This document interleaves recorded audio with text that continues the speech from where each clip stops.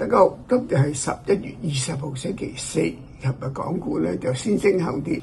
琴晚美股反彈就結束咗4連跌但係就市場反應都係麻麻地，咁只係微升啫。道瓊斯升47點，標普升25點，納斯達克升131點。喺英偉達公佈之前咧，大家都唔係按兵不動。咁英偉達公佈咗業績之後咧，就英偉達股價升5%，因為咧佢個第三季盈利同埋收入都勝過預期，市場咧對人工智能股嗰個擔心咧就舒緩咗，咁所以咧今日港股應該上升，應該追翻啲人工智能股，尤其是阿里巴巴同埋百度呢啲。